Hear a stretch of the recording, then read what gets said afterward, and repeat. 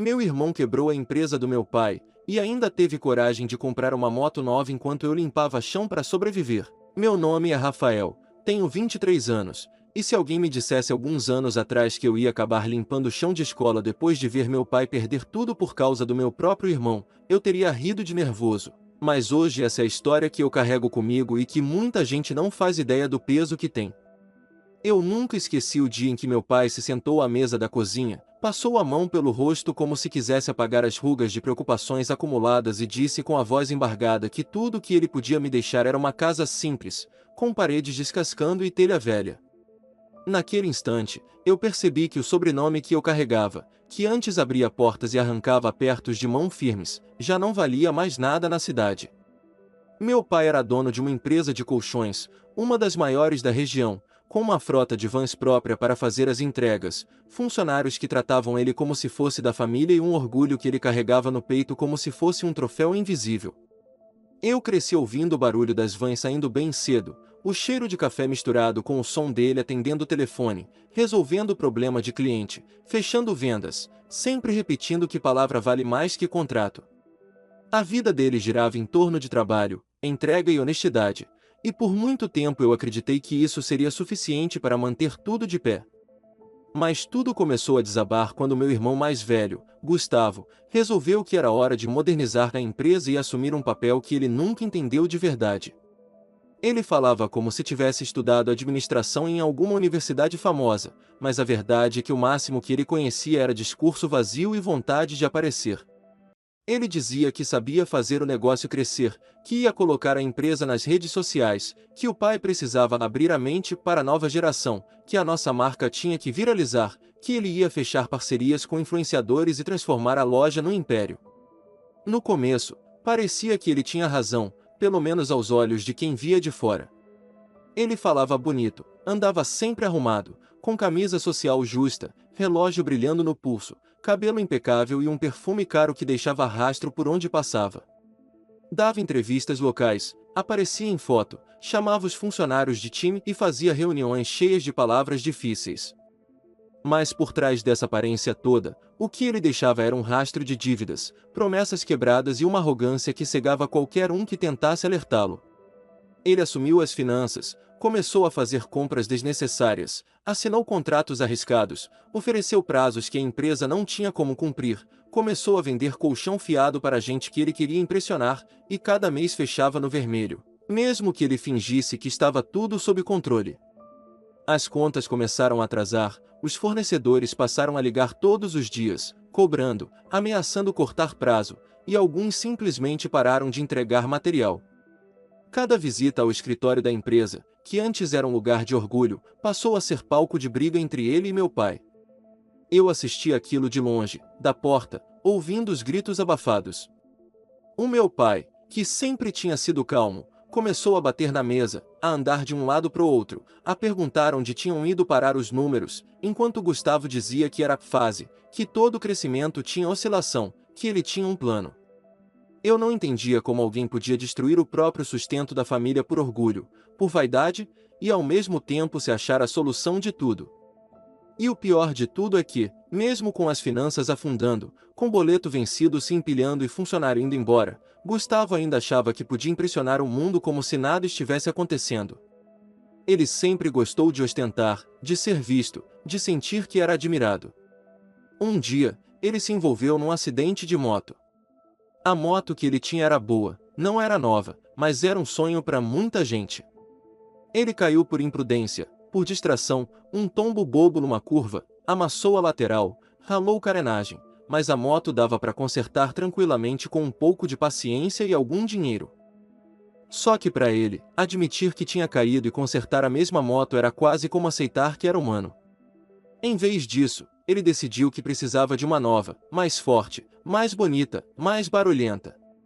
E foi aí que ele fez questão de comprar uma Yamaha XJ6 zerada, brilhando, com aquele ronco que ecoava pela rua, só para mostrar que ainda tinha poder, que ainda podia gastar, que ainda era alguém. A moto antiga ele jogou praticamente para trás de uma oficina, largada, encostada como se fosse lixo, uma lembrança do que ele não queria encarar. Enquanto ele fazia isso, enquanto ele sorria sobre duas rodas numa moto nova, O meu pai quebrava a cabeça para pagar as dívidas que o filho deixava acumular na empresa. Foi uma sucessão de cheques sem fundo, de juros crescendo, de ligações de banco, de negociações desesperadas com fornecedores, de humilhações silenciosas que ele engolia para tentar preservar o nome que levou décadas para construir. Os funcionários começaram a sair, alguns por medo de não receber, outros porque simplesmente não aguentavam mais a insegurança. No fim, depois de tentar segurar o quanto pôde, meu pai teve que tomar a decisão mais dolorosa da vida dele: vender tudo. Vendeu as vans de entrega, uma por uma, aquela mesma frota que eu via saindo cedo de casa quando era criança. Vendeu os galpões, o estoque, os móveis da loja, até o ponto comercial principal, aquele endereço que todo mundo conhecia. Ele usou cada centavo para tentar salvar o nome da empresa, para liquidar as dívidas, para não deixar ninguém na mão, mas o preço foi alto demais. Eu vi o homem mais orgulhoso que eu conhecia se curvar diante da vergonha. Vi meu pai sentar sozinho no escritório vazio, com as paredes ecoando o silêncio onde antes havia telefone tocando, gente conversando, empilhadeira pitando. Vi ele chorar escondido, achando que ninguém estava vendo, e aquilo me marcou de um jeito que eu nunca mais esqueci. No final de tudo, o que sobrou para nós foi aquela casa simples, com as paredes marcadas pelo tempo, algumas infiltrações, o portão enferrujado e um quintal pequeno que ainda guardava as lembranças dos churrascos de quando as coisas iam bem. Aquilo que um dia foi símbolo de trabalho, dignidade e vitória virou lembrança de fracasso, de e se, de talvez se a gente tivesse feito diferente. Foi nesse cenário de ruína que eu comecei a tentar entender o que seria da minha vida. Eu não tinha herança, não tinha empresa, não tinha cargo. Tinha um sobrenome pesado e um pai cansado. Gustavo seguia por aí como se nada tivesse acontecido, acelerando pela cidade com a XJ6 brilhando sob o sol, tirando foto, postando vídeo, chamando aquilo de superação como se a queda que ele tivesse sofrido tivesse sido da moto, e não da família inteira. Enquanto ele se exibia, meu pai passava a noite sem dormir, e eu comecei a procurar qualquer emprego que aparecesse. O que antes era orgulho virou sobrevivência. Eu imprimi currículos, entreguei em loja, em mercado, em escritório, em tudo quanto é canto. Alguns nem pegavam o papel quando viam meu sobrenome, sabiam da história da falência e torciam o nariz. Outros prometiam ligar e nunca ligavam. Até que um dia me chamaram numa escola pública de um bairro afastado. Não era o tipo de trabalho que eu sonhei para mim, mas era o que tinha. Não como professor formado, muito menos como alguém importante. Eu entrei como o cara que faz o que ninguém quer fazer. Eu limpava chão, consertava cadeiras quebradas, carregava a caixa, ajudava nas trocas de turno, anotava recado, ficava na porta controlando a entrada, e quando algum professor faltava, às vezes me pediam para entrar em sala, só para não deixar os alunos soltos, mesmo sem pagar nada a mais por isso. Eu lembro de olhar para o espelho do banheiro da escola, segurando um rodo na mão, e mal reconhecer quem eu era. O filho do dono da maior empresa de colchões da cidade agora esfregava pias entupidas, recolhia papel amassado, apagava brigas de adolescentes no corredor. Com o passar dos meses, eu comecei a perceber que a escola era muito mais do que um emprego temporário para tapar um buraco financeiro. Ela era quase um espelho torto onde eu via refletido tudo que eu tinha perdido e, ao mesmo tempo, tudo que eu ainda podia ser. Todos os dias eu acordava antes do sol nascer, tomava um café rápido olhando meu pai em silêncio na mesa e saía com a sensação de que carregava nas costas não só a minha própria história, mas também os restos da empresa que ele tinha construído e que meu irmão tinha destruído. Pegava o ônibus lotado, quente, com cheiro de suor e poeira, e seguia olhando pela janela, passando por lojas que um dia foram clientes do meu pai. Algumas continuavam abertas, outras tinham fechado ou mudado de nome. E isso apertava meu peito como um lembrete diário de tudo que tínhamos perdido. A escola era um universo caótico, corredor com parede descascando, ventiladores barulhentos, cadeiras quebradas, alunos correndo, professores exaustos, coordenação sempre apagando incêndio. O meu crachá trazia um cargo simples, mas na prática eu era tudo que ninguém tinha tempo ou paciência para ser. Eu limpava chão, trocava lâmpada, carregava a caixa, buscava material em outra sala, atendia a mãe nervosa, anotava recado, ajudava na entrada e saída dos alunos, e quando algum professor faltava, alguém gritava meu nome no corredor: Rafael. Quebra um galho aqui na sala tal. E eu ia, porque precisava do salário e porque não tinha o luxo de dizer não. Às vezes o sorriso das crianças me lembrava que ainda existia alguma beleza naquilo tudo, uma aluna que me dava bom dia todos os dias, um garoto que me chamava para mostrar um desenho, um grupo que dividia comigo um pedaço de bolo de aniversário. Eram pequenos gestos que seguravam um pedaço meu no lugar. Mas também tinha dias em que uma simples ordem me fazia engolir o orgulho inteiro. Rafael, o banheiro do terceiro andar tá entupido, resolve isso logo, por favor, dizia a coordenadora, mais preocupada com o problema do que comigo. Eu pegava o material, subia as escadas ouvindo risadas no corredor, comentários de alunos me chamando de moço da limpeza e conversas de professores reclamando de salário. Eu era só mais um ali, mais um nome na lista de quem ninguém perguntava como estava de verdade. Por dentro, eu ardia. Cada vez que alguém me olhava com pena, eu lembrava do Gustavo acelerando a Yamaha XJ6 pelas avenidas, rindo, gravando vídeo com frases de efeito, ostentando o mesmo sobrenome que para mim tinha virado peso. Às vezes eu cruzava com ele na rua. Eu, de uniforme simples e mochila gasta. Ele, encostado na moto, de jaqueta, óculos escuros, como se fosse o protagonista de um filme. Em uma dessas vezes, ele me viu, tirou o capacete com um sorriso irônico e veio falar comigo. E aí, Rafael, trabalhando em escola agora? Perguntou, mexendo na chave da moto. Se quiser, posso te arrumar um canto na empresa de um amigo meu, para varrer chão lá também. Ele riu como se tivesse feito uma grande piada.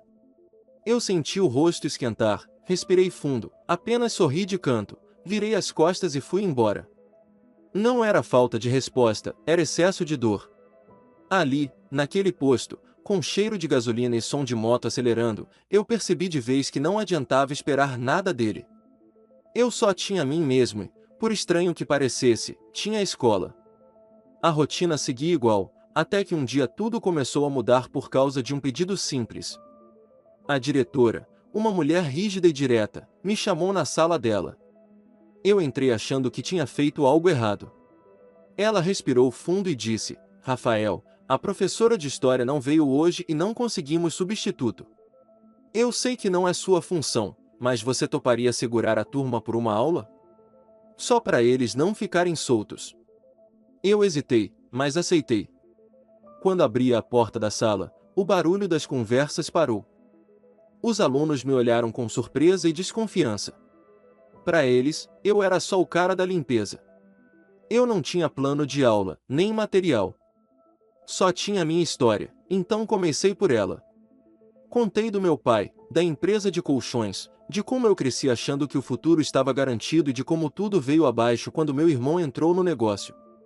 Falei de responsabilidade, de escolhas, de como a arrogância pode destruir anos de trabalho. Liguei isso à realidade deles, às decisões que iam tomar, às pessoas em quem confiavam. Pela primeira vez em muito tempo, senti que alguém me escutava de verdade. Eles não mexiam no celular, não riam entre si, só me olhavam atentos. No final da aula, um aluno levantou a mão e perguntou: Professor, o senhor acha que dá para mudar o mundo assim, só falando? Eu respirei fundo e respondi: talvez não o mundo inteiro. Mas dá para começar pelo seu quarteirão, pela sua rua, pela sua escola. Aquela frase ficou ecoando na minha cabeça muito depois da aula acabar. Nos dias seguintes, alguns alunos começaram a me procurar nos corredores. Queriam conversar, pedir conselho, desabafar sobre a família, o medo de largar a escola, a falta de dinheiro.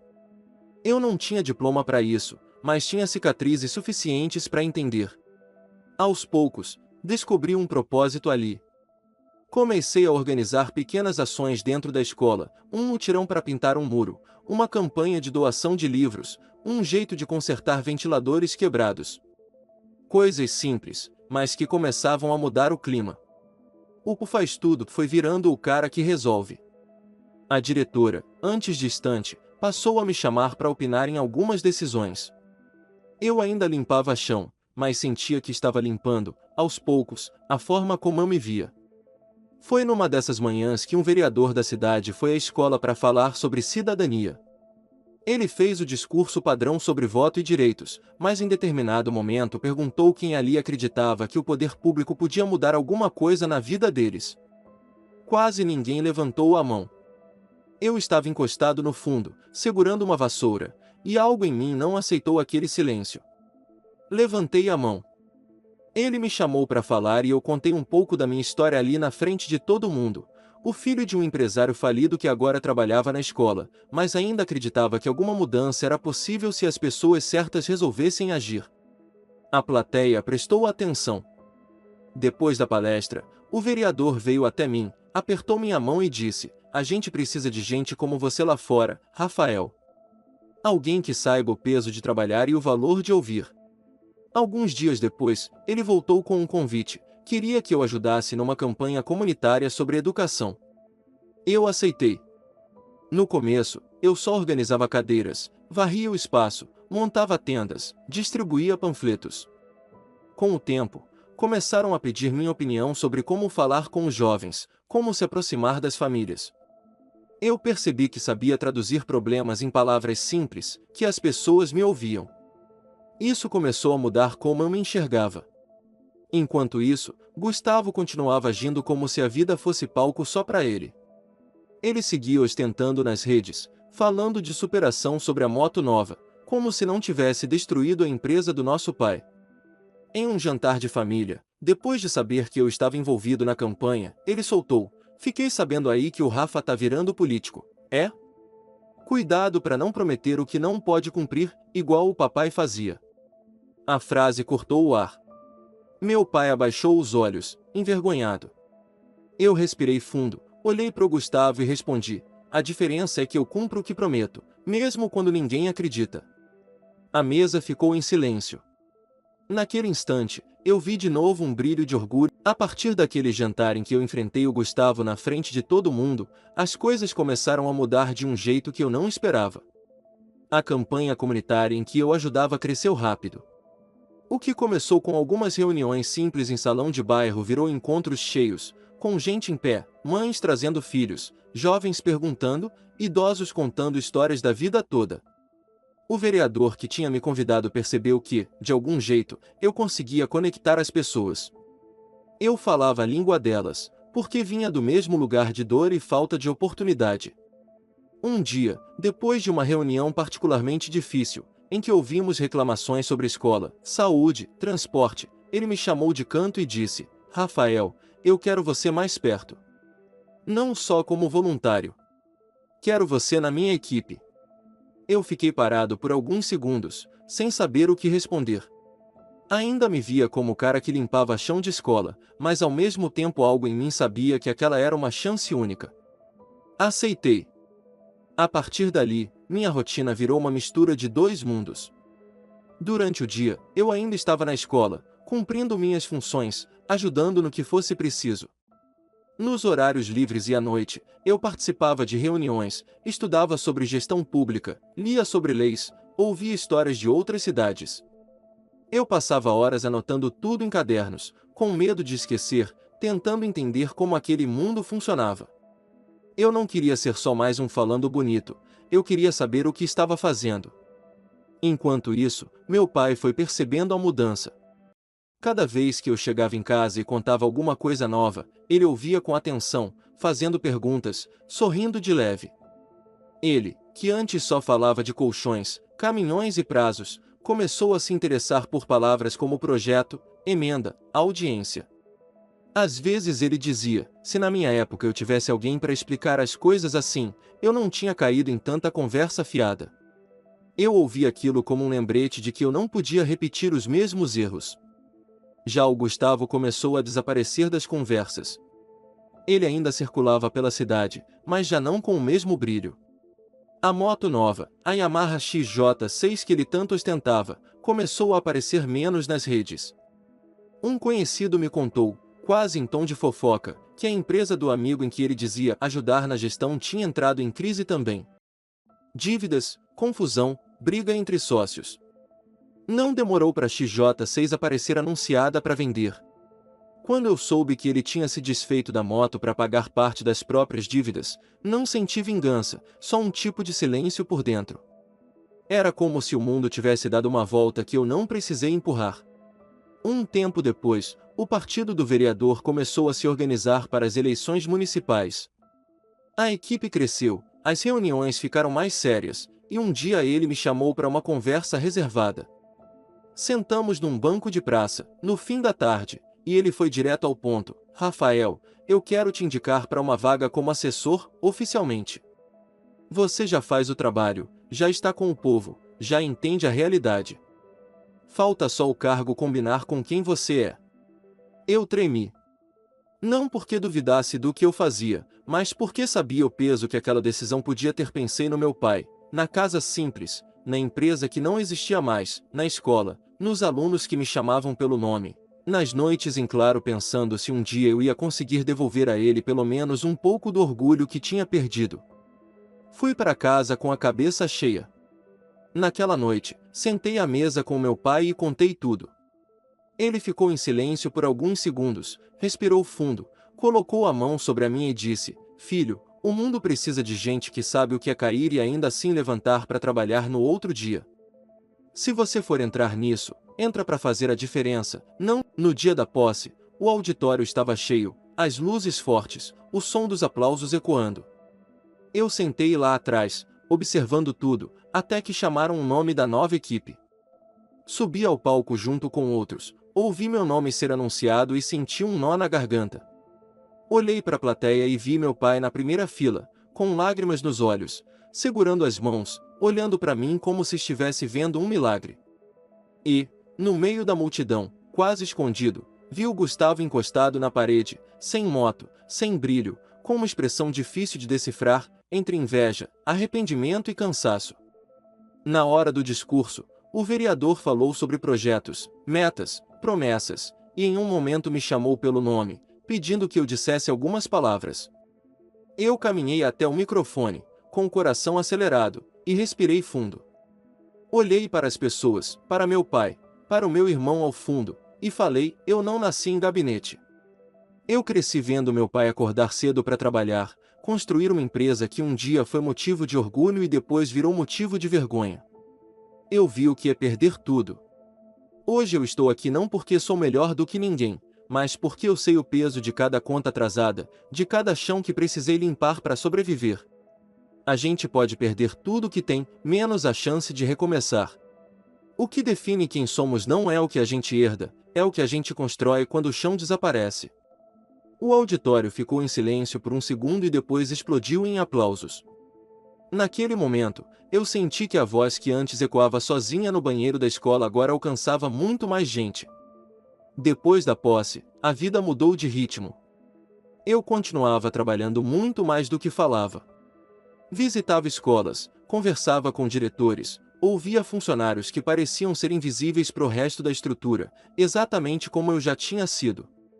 Ajudava a estruturar projetos de reforma, programas de apoio a estudantes, ações de escuta nas comunidades. Alguns dos meus antigos alunos me viram na rua, me chamaram, sorriram, disseram que se inspiravam em mim. O garoto que um dia tinha perguntado se dava para mudar o mundo só falando agora dizia que queria estudar mais para trabalhar com gente também. Mas, por mais que o trabalho crescesse, a maior vitória não aconteceu em um gabinete ou numa reunião, aconteceu numa tarde comum, em casa. Eu cheguei exausto, sentei na varanda com meu pai, o sol caindo devagar, o barulho distante da rua. Ficamos em silêncio por um tempo, até que ele disse: quando seu irmão nasceu, eu achei que era ele que ia carregar meu legado. Eu projetava tudo nele. Mas foi você quem me mostrou o que é ser homem. Eu não soube o que responder. Senti o peso e a leveza daquela frase ao mesmo tempo. Não era sobre empresa, cargo ou dinheiro. Era sobre caráter, sobre trajetória. Eu não precisava provar mais nada para ninguém. O passado, finalmente, parecia encontrar um lugar de paz dentro de mim. Algumas semanas depois, alguém bateu na porta da minha casa no fim da tarde. Quando abri, era o Gustavo. Ele estava diferente, mais magro, olheiras fundas, ombros caídos. Não havia moto estacionada no portão, nem relógio caro no pulso. Ele pediu para entrar. Sentou no sofá, ficou quieto por alguns minutos, até que começou a falar. Contou da crise na empresa do amigo, das dívidas, da venda da XJ6, das portas que começaram a se fechar para ele também. Em certo momento, com a voz embargada, ele disse: "Eu achava que o dinheiro era o que me fazia importante. Achava que se eu tivesse a moto mais bonita, as roupas mais caras, eu ia ser alguém. Agora eu vejo que o que eu destruí foi muito maior do que a empresa do pai. Eu destruí a confiança dele, destruí a nossa casa por dentro."